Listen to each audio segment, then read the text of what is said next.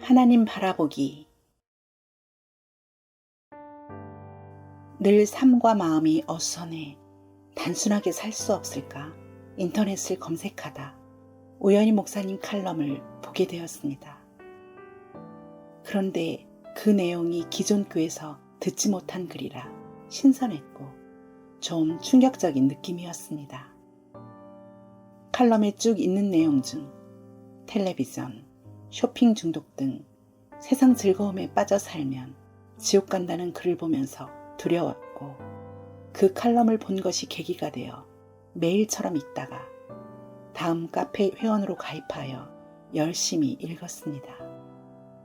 칼럼대로 기도해 보려고 밤에 식구들 다 잠든 후 혼자 의자에 앉아 힘주며 하나님을 불렀는데 잦은 트림과 하품이 기도 중에 나왔고 온몸이 오싹하며 너무 무서운 느낌이 들었습니다.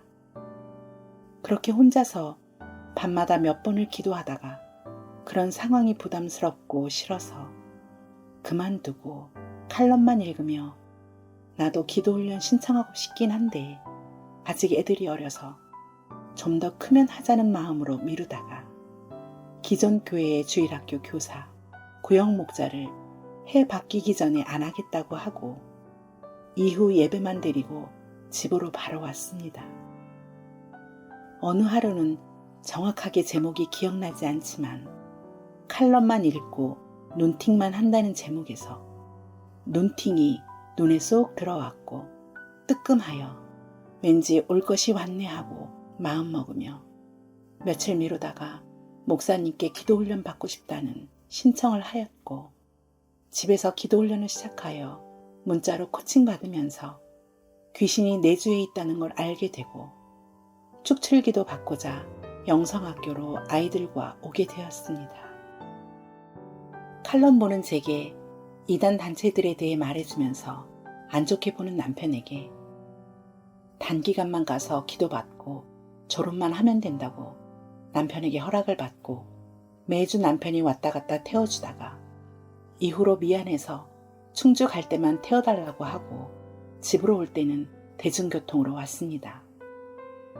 영성학교 매주 와야 된다는 코치님의 말씀을 마음에 새기고 졸업해도 계속 와야 하는구나.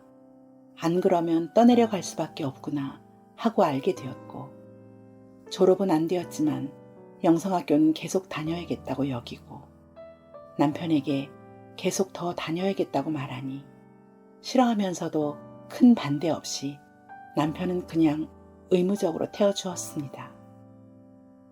남편은 집에서 내가 기도하는 모습을 볼 때 서늘한 눈빛으로 저를 안 좋게 보곤 했습니다.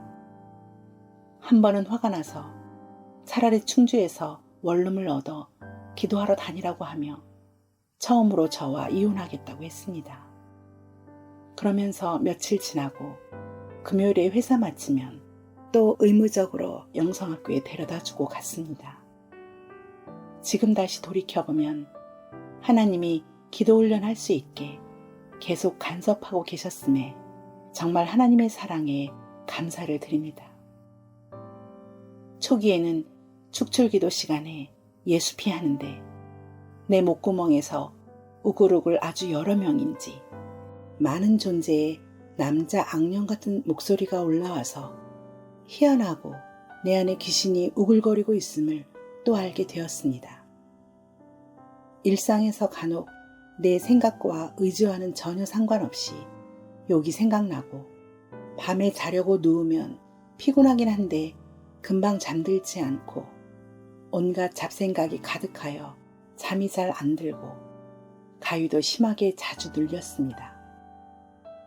또 자려고 누워서 잠이 들려고 할 때 귀에서 크고 선명한 사람 목소리에 민요 곡조가 나고 일상에서 한 번씩 귀에서 파르르 하는 소리, 사람들과의 대화 중에 멍 때리는 느낌이 자주 오고 대화 소리를 잘못 들어서 상대방에게 다시 무슨 말 했냐고 묻거나 이해가 잘 안 될 때가 많았습니다. 기도하는데 배에서 꿈틀대는 느낌, 그렇게 내 안에 귀신의 존재가 명확했습니다. 그렇지만 그런 귀신들에 대해서 예수피 초강력 무기로 제대로 못 싸우고 부정적인 생각을 계속 받아들이고 또한 충주에서 잠잘 때나 성경 공부 마치는 시간에 맞춰 악을 쓰며 오는 작은 아이 때문에 민폐를 어마어마하게 끼치고 지옥은 가면 안 되니 기도를 매일 숙제처럼 했습니다.